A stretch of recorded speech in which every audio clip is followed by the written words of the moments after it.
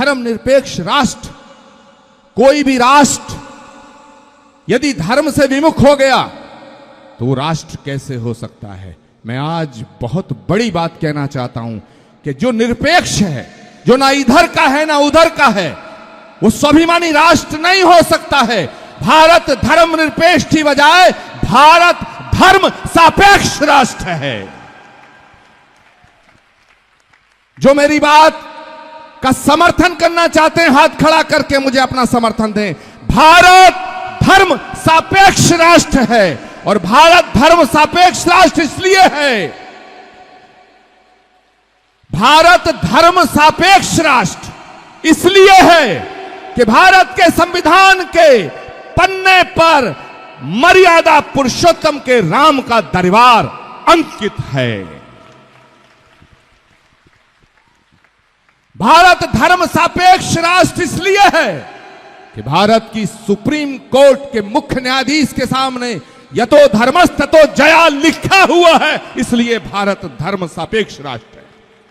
भारत सापेक्ष राष्ट्र इसलिए है कि भारत की संसद में, भारत के तमाम पुरातत्व विभाग से संबंधित इमारतों में वसुधैव कुटुंबकम और विश्व बंधुत्व का उद्घोष होता है, जो हमारे धर्म ग्रंथों में लिखा है। इसलिए भारत धर्म सापेक्ष राष्ट्र है।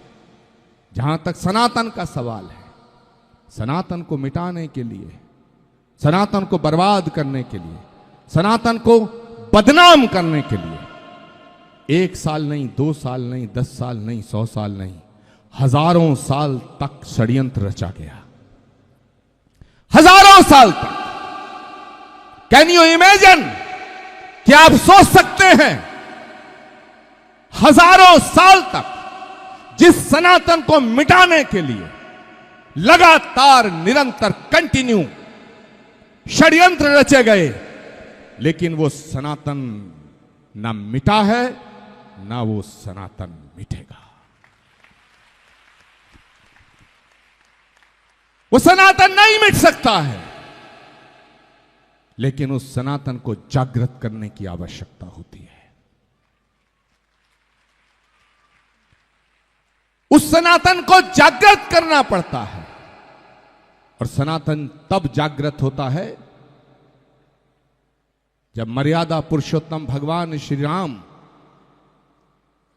अहंकार में चूर हुए रावण की नाभि में अग्निबाण का जब प्रहार करते हैं और अहंकार की लंका को ध्वस्त कर देते हैं, तब सनातन जागृत होता है। देवकीनंदन ठाकुर जी कुरुक्षेत्र के मैदान में भगवान श्री कृष्ण अर्जुन के रथ पे खड़े होकर के जब कहते हैं परित्राणाय साधुनाम विनाशाय च दुष्कृताम धर्म संस्थापनार्थाय संभवामि युगे युगे, तब सनातन जागृत होता है। देवकीनंदन जी ठाकुर जी महाराज भारत का एक सन्यासी शिकागो की धरती पर विश्व बंधुत्व का उद्घोष करता है। जब विवेकानंद शंखनाद करता है, तब सनातन जागृत होता है।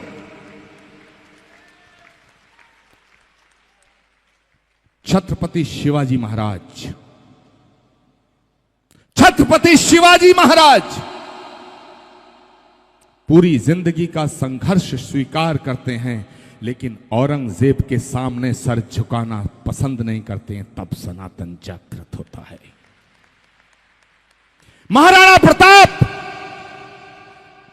प्रताप घास की रोटी खाना स्वीकार करते हैं, लेकिन अकबर के सामने सजदा करना स्वीकार नहीं करते, तब सनातन जागृत होता है।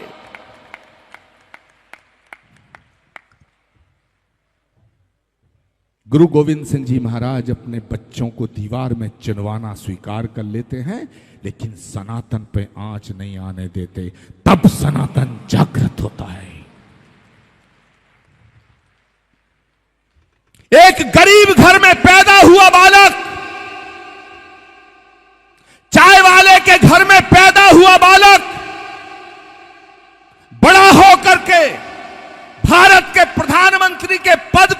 हुए अयोध्या में 500 साल के संघर्ष को खत्म करके राम मंदिर की प्रतिष्ठा करता है, तब सनातन जागृत होता है।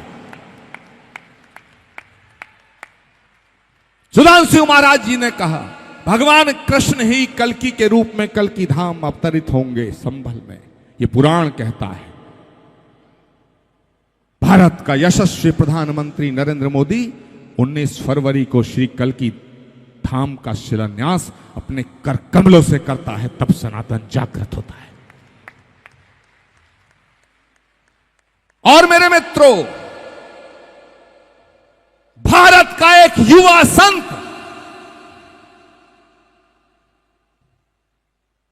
भारत का एक यशस्वी संत, भारत का एक तपस्वी संत, भारत का तेजस्वी संत, भारत का एक ओजस्वी संत देवकी नंदन ठाकुर जब सनातन बोर्ड की मांग करता है, तब सनातन जागृत होता है।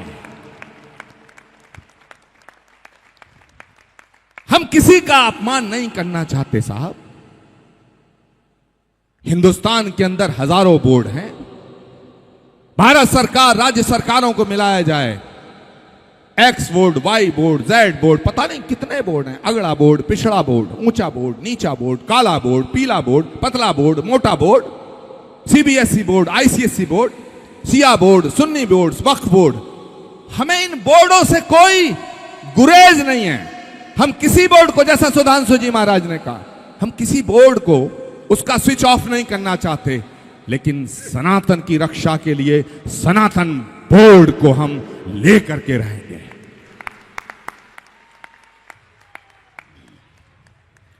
सुधांशु जी महाराज ने कहा कि विश्व जागृति मिशन, पूरे विश्व में जितनी संस्थाएं हैं उनका समर्थन सनातन बोर्ड की इस मांग को है। मैं श्री कल्कि पीठ की तरफ से सनातन बोर्ड के पक्ष में चट्टान की तरह खड़ा होने का वचन देकर के जाता हूं। हमारा किसी पार्टी से भी लेना देना नहीं है। पार्टी आएंगी जाएंगी, सत्ता बनेगी मिटेगी, प्रधानमंत्री आएंगे और जाएंगे। मैं भारत के सभी प्रधानमंत्रियों का सम्मान करते हुए यह बात कहना चाहता हूं कि इस देश को जितने प्रधानमंत्री मिले, उन्होंने अपने अपने तरीके से इस देश की सेवा करने का काम किया, लेकिन नरेंद्र मोदी ने भारत के गौरव को बढ़ाने का काम किया है। भारत के सभी प्रधानमंत्रियों का सम्मान करते हुए यह कहना चाहता हूं कि नरेंद्र मोदी जैसा प्रधानमंत्री ना हुआ है और ना होगा, न भूतो न भविष्यति। और यह बात भाषण की बात नहीं है, यह बात उद्बोधन की बात नहीं है, यह बात संबोधन की बात नहीं है। ये मेरे वो भाव हैं जो अंतरात्मा से निकल रहे हैं। और मैं दावे के साथ कहता हूं, भारत की एकता के लिए धारा 370 हटाने का फैसला ना होता जो इस देश का प्रधानमंत्री नरेंद्र मोदी ना होता। मैं दावे के साथ कहता हूं, चुनौती के साथ कहता हूं, मर्यादा पुरुषोत्तम भगवान श्री राम की जन्मभूमि का मंदिर भव्य दिव्य स्वरूप न लेता अगर देश का प्रधानमंत्री नरेंद्र मोदी ना होता। मैं दावे के साथ कहता हूं, इस देश की आजादी के बाद कुछ बीमारियां थीं जो इस देश में रह गई थीं, वो कुछ बीमारियां हट चुकी हैं। भगवान से प्रार्थना करते हैं कि अभी नरेंद्र मोदी को और अच्छा स्वास्थ्य और लंबी उम्र दे, ताकि उन सभी बीमारियों का इलाज सुनिश्चित हो जाए। अब मेरे दोस्तों, बात आती है सनातन बोर्ड की। सनातन बोर्ड, जैसा सुधांशु जी महाराज ने कहा कि हम किसी लकीर को छोटा नहीं करना चाहते, काट कर छोटा नहीं करना चाहते, लेकिन अगर लकीर लंबी हो, कोई अपने आप छोटा हो जाए तो दोष हमें मत देना। आज एक सवाल इस मंच से करना चाहता हूं देश के तमाम राजनीतिक दलों से। देवकी नंदन ठाकुर जी के इस पवित्र पावन मंच से किसी कारणवश 16 तारीख को हम नहीं आ पाए थे।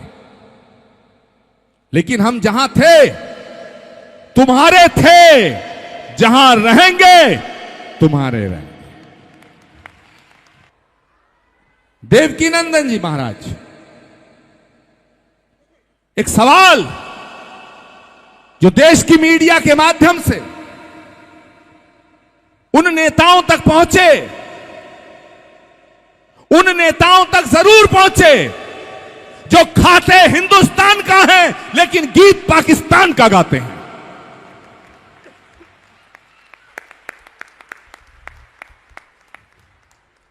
अगर इतना पाकिस्तान प्यारा है तो जाओ वहां जाओ, किराया हम दे देंगे।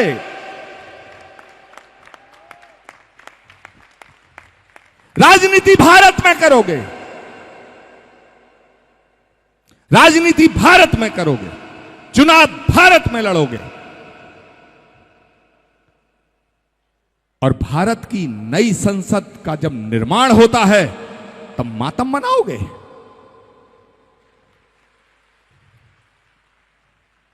मुझे एक पत्रकार साथी ने पूछा कि कनाडा के अंदर कुछ खालिस्तानियों ने हिंदू संतों के मंदिरों पर हमले किए हैं, सनातन मंदिरों पर हमला किया है। मैंने उससे कहा कि जो खालसा को मानता होगा वो सनातन मंदिरों पर हमला नहीं करेगा,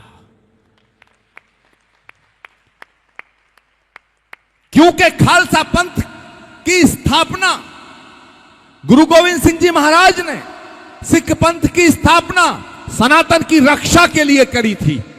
अगर कोई मंदिर पे हमला करता है वो सिख नहीं हो सकता, और जो सिख है वो मंदिर पे हमला नहीं कर सकता। मुझसे सवाल किया गया कि कुछ खालिस्तानियों ने मंदिर पे हमला किया है और वहां का जो राष्ट्रपति है, प्रधानमंत्री है, मुझे नहीं पता उसका एग्जैक्टली क्या डेजिग्नेशन है, नाम पता है ट्रूडो, उसके बारे में क्या कहोगे?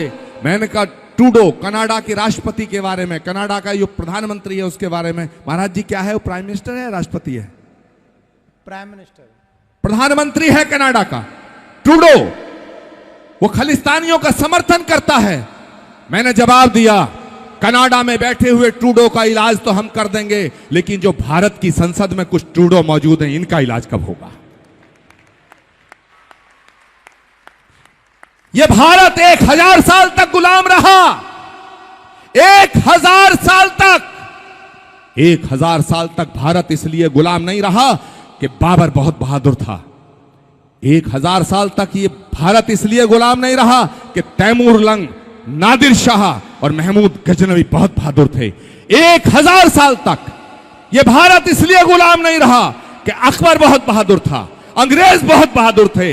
1000 साल तक ये भारत इसलिए गुलाम रहा कि इस देश के अंदर कुछ जयचंद मौजूद थे, कुछ गद्दार मौजूद थे,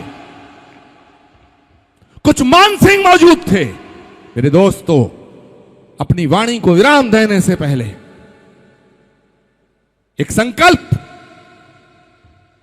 एक वादा, एक वचन आपसे लेना चाहता हूं। आप किसी पार्टी में रहे, हमें कोई फर्क नहीं पड़ता।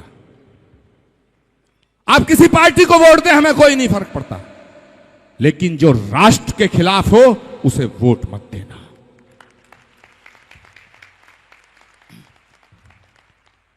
और आपका अगर विरोधी भी हो,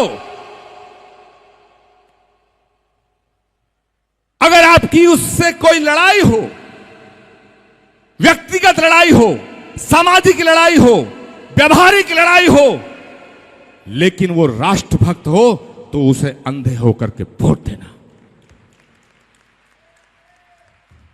हमें एक नया राष्ट्र बनाना है।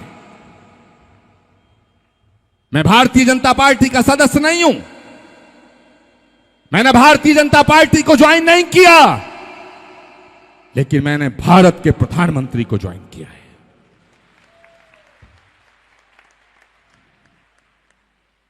और मेरे दोस्तों, मैं आप सबसे निवेदन करना चाहता हूं, आपके चरणों में प्रार्थना करना चाहता हूं।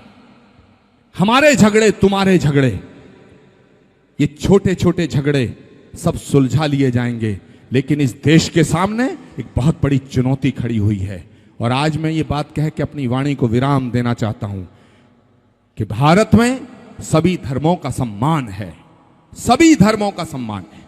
हमारा सनातन सिखाता है, यह हमारा सनातन सिखाता है। हमारी प्रार्थना अपने लिए नहीं है, हमारी प्रार्थना प्राणी मात्र के लिए है। शास्त्रों का उद्घोष विश्व बंधुत्व वसुधैव कुटुंबकम, ये प्राणी मात्र के लिए है। पूरी वसुधा एक परिवार है। अयम निजय परोवेत गणना लघु चेत साम उदार चरित नान्तु वसुधैव कुटुंबकम, ये शास्त्रों का उद्घोष है। जो शास्त्र, जो धर्म पूरी वसुधा को एक परिवार मानता है, वो संकीर्ण नहीं हो सकता है, वो संकुचित नहीं हो सकता है। और जो संकीर्ण है, जो संकुचित है, वो सनातन नहीं हो सकता है। सभी धर्मों का सम्मान है। मैं बहुत गंभीर बात कह के अपनी वाणी को विराम देना चाहता हूं। भारत में सभी धर्मों का सम्मान है, लेकिन सभी धर्म एक समान नहीं हो सकते हैं। क्यों नहीं हो सकते हैं? क्योंकि पूरी दुनिया में एक ही धर्म है, सनातन, जिसका ओरिजिन भारत की भूमि पे हुआ है। भारत की भूमि पे सनातन सभी धर्मों का सम्मान करता है। किसी धर्म की उत्पत्ति अरब में हुई, किसी धर्म की यरूशलेम में हुई, लेकिन भारत भूमि वो भूमि है जहां से सनातन पैदा हुआ है। इसलिए सनातन को भारत से अलग नहीं किया जा सकता है। भारत एक सनातन राष्ट्र है। कुछ लोगों ने कहा भारत कृषि प्रधान देश है। मैं आज इस पवित्र मंच से व्यासपीठ को साक्षी रख करके देवकी नंदन ठाकुर जी के सामने उपस्थित इस श्रद्धा के सैलाब के समक्ष सुधांशु जी महाराज के सानिध्य में यह कहना चाहता, निसंदेह कृषि प्रधान राष्ट्र है, लेकिन भारत कृषि प्रधान राष्ट्र के साथ साथ ऋषि प्रधान राष्ट्र भी है। ऋषि प्रधान राष्ट्र। और यह बात मैं इसलिए नहीं कह रहा हूं कि यहां संत महापुरुष बैठे हैं, यह बात मैं इसलिए नहीं कह रहा हूं कि यहां ऋषि मुनि महात्मा उपस्थित हैं। यह बात मैं इसलिए कह रहा हूं कि भारत का प्राचीन, मध्यकालीन और वर्तमान तीनों प्रकार का जो इतिहास है, पूरी दुनिया के सामने तीन प्रकार का इतिहास है। एक है एंशिएंट हिस्ट्री, एक है मेडिवल हिस्ट्री, एक है मॉडर्न हिस्ट्री, यानी प्राचीन इतिहास, मध्यकालीन इतिहास और आधुनिक इतिहास। तीनों इतिहास साक्षी हैं कि जब जब भारत को किसी ने गलत दृष्टि से देखा है, तो भारत को सशक्त करने के लिए, भारत को शक्तिशाली करने के लिए, भारत की आन बान शान बचाने के लिए भारत के ऋषियों ने अपनी अस्थियां तक कुर्बान कर दी हैं।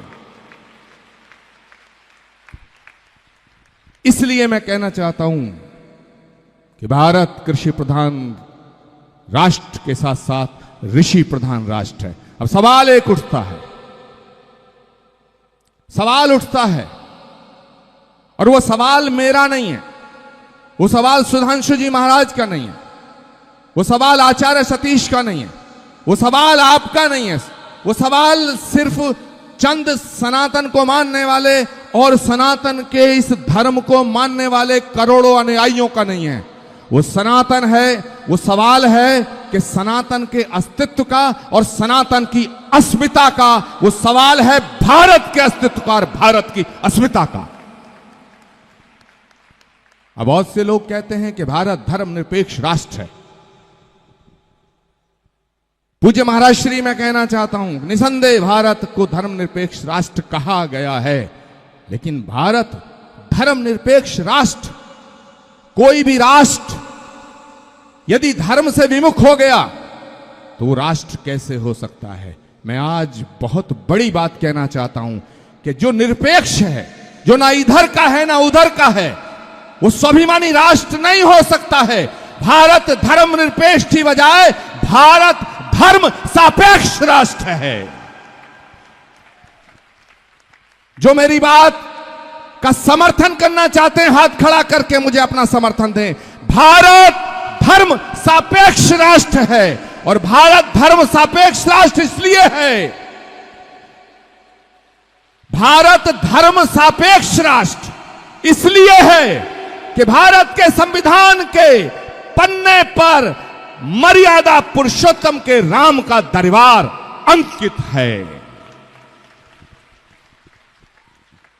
भारत धर्म सापेक्ष राष्ट्र इसलिए है कि भारत की सुप्रीम कोर्ट के मुख्य न्यायाधीश के सामने यतो धर्मस् ततो जया लिखा हुआ है, इसलिए भारत धर्म सापेक्ष राष्ट्र है। भारत सापेक्ष राष्ट्र इसलिए है कि भारत की संसद में भारत के तमाम पुरातत्व विभाग से संबंधित इमारतों में वसुधैव कुटुंबकम और विश्व बंधुत्व का उद्घोष होता है, जो हमारे धर्म ग्रंथों में लिखा है। इसलिए भारत धर्म सापेक्ष राष्ट्र है। जहां तक सनातन का सवाल है, सनातन को मिटाने के लिए, सनातन को बर्बाद करने के लिए, सनातन को बदनाम करने के लिए 1 साल नहीं, 2 साल नहीं, 10 साल नहीं, 100 साल नहीं, हजारों साल तक षड्यंत्र रचा गया। हजारों साल तक। Can you imagine? क्या आप सोच सकते हैं?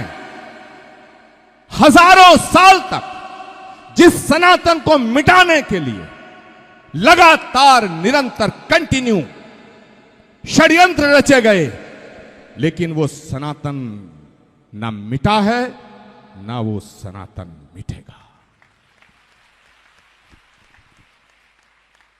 वो सनातन नहीं मिट सकता है, लेकिन उस सनातन को जागृत करने की आवश्यकता होती है। उस सनातन को जागृत करना पड़ता है, और सनातन तब जागृत होता है जब मर्यादा पुरुषोत्तम भगवान श्री राम अहंकार में चूर हुए रावण की नाभि में अग्निबाण का जब प्रहार करते हैं और अहंकार की लंका को ध्वस्त कर देते हैं, तब सनातन जागृत होता है। देवकी नंदन ठाकुर जी कुरुक्षेत्र के मैदान में भगवान श्री कृष्ण अर्जुन के रथ पे खड़े होकर के जब कहते हैं परित्राणाय साधुनाम विनाशाय च दुष्कृताम धर्म संस्थापनार्थाय संभवामि युगे युगे, तब सनातन जागृत होता है। देवकी नंदन जी ठाकुर जी महाराज भारत का एक सन्यासी शिकागो की धरती पर विश्व बंधुत्व का उद्घोष करता है। जब विवेकानंद शंखनाद करता है, तब सनातन जागृत होता है।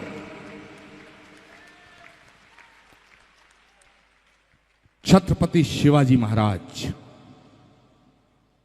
छत्रपति शिवाजी महाराज